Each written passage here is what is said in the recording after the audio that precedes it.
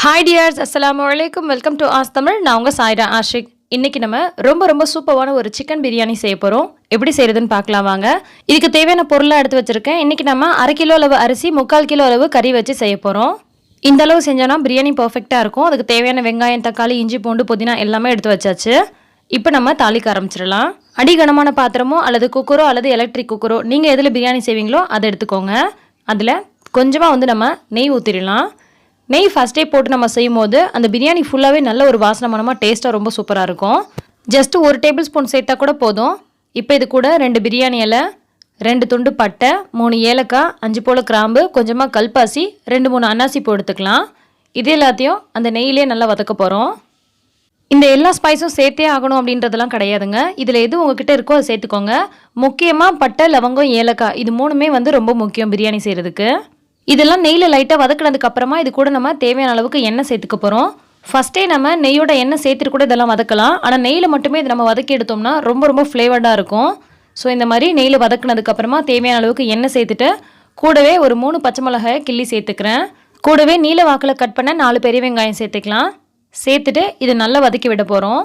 பிரியாணி பொறுத்த வரைக்கும் நல்ல வெங்காய நிறம் மாறி நல்லா வதங்கி வரணும். அப்போ தான் ரொம்ப டேஸ்ட்டாக இருக்கும். ஸோ வெங்காயத்தை முடிஞ்ச அளவுக்கு நல்லா வதக்கிக்கோங்க. இப்போ பார்த்தீங்கன்னா ஓரளவுக்கு நல்ல நிறம் மாறி வந்துருச்சு. இந்த மாதிரி நல்ல நிறம் மாறி நல்லா வதங்கி வந்ததுக்கப்புறமா தான் நம்ம மற்ற பொருட்களை சேர்த்து வதக்கணும். இப்போ இது கூட 2 டேபிள் ஸ்பூன் அளவுக்கு இஞ்சி பூண்டு விழுது சேர்த்துக்கலாம். கூடவே கொஞ்சம் போல் மல்லித்தழையும் கொஞ்சம் போல் புதினாவும் சேர்த்துக்கலாம். புதினா மல்லிலாம் ஒன்றும் அளவெல்லாம் கிடையாதுங்க. நீங்கள் விருப்பப்பட்டால் கொஞ்சம் எக்ஸ்ட்ராவாக சேர்த்துக்கலாம் அல்லது கொஞ்சம் கம்மியாக கூட சேர்த்துக்கலாம். ரொம்ப கம்மியாக சேர்த்திங்கன்னா அந்த பிரியாணியோட பர்ஃபெக்டான வாசனையும் டேஸ்ட்டும் கிடைக்காது. இப்போ இது எல்லாத்தையும் சேர்த்துட்டு ஒரு முறை நல்லா கலந்து விட்டுறலாம். ஓரளவுக்கு பச்சை வாசனை போகிற அளவுக்கு நல்லா வதங்கி வரணும். அந்த மாதிரி வதங்கி வந்ததுக்கப்புறமா நீல வாக்கில் கட் பண்ண 3 தக்காளி எடுத்திருக்கேன். அதையும் இது கூட சேர்த்துட்டு நல்லா வதக்கிடலாம். தக்காளி நல்லா குழைய வதக்கி வரணும். அது வரைக்கும் நல்லா வதக்கிக்கோங்க. பார்த்தீங்கன்னா அந்த தக்காளி முழுசாக தெரியவே கூடாது. நல்லா அந்த மாதிரி மசிஞ்சு வதங்கி வர்றது வரைக்கும் வதக்கிக்கோங்க. இப்போ இது கூட நம்ம வாஷ் பண்ணி எடுத்து வச்சுருக்க சிக்கனை சேர்த்துடலாம். நான் இன்றைக்கி 3/4 கிலோ அளவு சிக்கன் எடுத்திருக்கேன். 1/2 கிலோ அளவு ரைஸ்க்கு 3/4 கிலோ அளவுக்கு சிக்கன் சேர்த்தோம்னா பிரியாணி ரொம்ப டேஸ்ட்டாக இருக்கும். கூடவே தேவையான மசாலா பொருட்களையும் ஆட் பண்ணிடலாம். 1/4 டீஸ்பூன் அளவுக்கு மஞ்சள் தூள், 1 டேபிள் ஸ்பூன் அளவுக்கு மிளகாய் தூள், 2 டேபிள் ஸ்பூன் அளவுக்கு பிரியாணி மசாலா சேர்த்துக்கலாம். பிரியாணி மசாலா நான் வீட்லேயே ப்ரிப்பேர் பண்ண சேர்த்துருக்கேன். நீங்கள் கடையில் வாங்கி கூட சேர்த்துக்கலாம். கூடவே தேவையான அளவுக்கு உப்பு சேர்த்துக்கலாம்.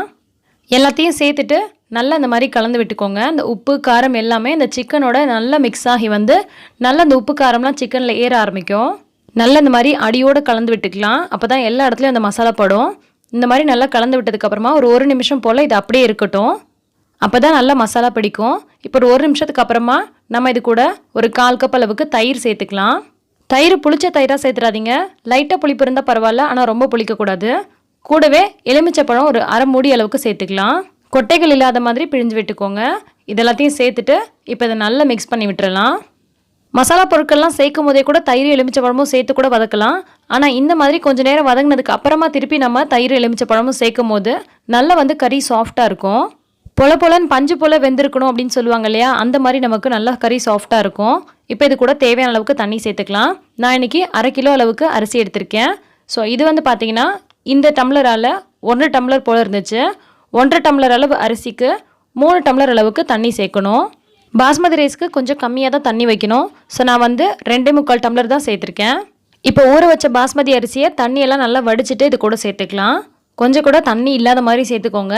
ஏன்னா நம்ம சரியான பக்குவத்துக்கு அளந்து சேர்த்துருக்கோம். ஸோ இதுலேயும் தண்ணி எக்ஸ்ட்ரா ஆகிடுச்சுன்னா உங்களுக்கு சாதம் குழையிறதுக்கான வாய்ப்பு இருக்குது. ஸோ நல்லா தண்ணியை இருத்துட்டு அரிசியை சேர்த்ததுக்கப்புறமா இந்த மாதிரி அடியோடு ஒரு 2-3 முறை கலந்து விடுங்க. ரொம்ப நேரம் கலந்துகிட்டே இருந்தீங்கன்னா அரிசி உடையும். இந்த சமயத்தில் உப்பு காரம் எல்லாம் சரியாக இருக்கான்னு பார்த்துக்கோங்க. உப்பு கம்மியாக இருந்தாலோ அல்லது காரம் கம்மியாக இருந்தாலோ இந்த சமயத்தில் நீங்கள் சேர்த்துக்கலாம். இப்போ இந்த மாதிரி நல்லா கொதி வர ஆரம்பித்ததுக்கப்புறமா கொஞ்சமாக கொத்தமல்லி தழை தூவிட்டு கொஞ்சமாக முந்திரி பருப்பு இருந்துச்சுன்னா சேர்த்துக்கோங்க. சேர்த்து தான் ஆகணும் அப்படின்ற அவசியம்லாம் கிடையாது. கொஞ்சம் ரிச்சாக இருக்கும் சாப்பிடும்போது. இந்த மாதிரி நல்லா கொதிக்க ஆரம்பித்ததுக்கப்புறமா தான் நம்ம குக்கரோட மூடியை மூடணும். இதுவே நீங்கள் நார்மல் கடாயில் செய்கிறீங்க அப்படின்னு சொன்னால் மூடியை போட்டுட்டு ஒரு தோசை தவா மேலே இதை வச்சு நல்ல ஒரு மீடியம் ஹீட்டில் வச்சு ஒரு 15 நிமிஷம் போல் விட்டுருங்க. அப்போ சரியான பக்குவத்துக்கு வெந்து வந்திருக்கும். நார்மலாக எப்போதும் போல் குக்கரில் செய்கிற மாதிரி இருந்தால் 2 விசில் விட்டுக்கோங்க. அப்படி இல்லைனா தவா மேலேயே குக்கரையும் எடுத்து வச்சு ஒரு 10 நிமிஷம் போல் விட்டுட்டிங்கன்னா ரொம்ப சூப்பராக உதிராமல் உடையாமல் பர்ஃபெக்டான ஒரு பிரியாணி நமக்கு கிடச்சிரும். இப்போ பார்த்தீங்கன்னா ரொம்பவே சூப்பராக பிரியாணி ரெடி ஆகிடுச்சு. ஸோ ப்ரெஷர்லாம் ரிலீஸ் ஆனதுக்கப்புறமா ஓப்பன் பண்ணிவிட்டு அடியோட ஒரு முறை இந்த மாதிரி நல்லா கலந்து விட்டுட்டு அப்படியே நல்லா சுட சுட சர்வ் பண்ண வேண்டியதான். ரொம்ப ரொம்ப சூப்பராக இருக்கும் சாப்பிட்றதுக்கு. நிறைய பேர் பிரியாணி செய்கிறது ஒரு பெரிய ப்ராசஸ் நினச்சிட்டு இருக்காங்க. ஆக்சுவலாக பிரியாணி செய்கிறது ரொம்ப ரொம்ப ஈஸிங்க. கண்டிப்பாக இந்த மெத்தடில் செஞ்சு பாருங்கள். ரொம்ப ரொம்ப சூப்பராக இருக்கும். இந்த ரெசிபி உங்களுக்கு பிடிச்சிருக்கும்னு நினைக்கிறேன். பிடிச்சிருந்தால் லைக் பண்ணி ஷேர் பண்ணுங்கள். எல்லா புகழும் இறைவனுக்கே. நன்றி.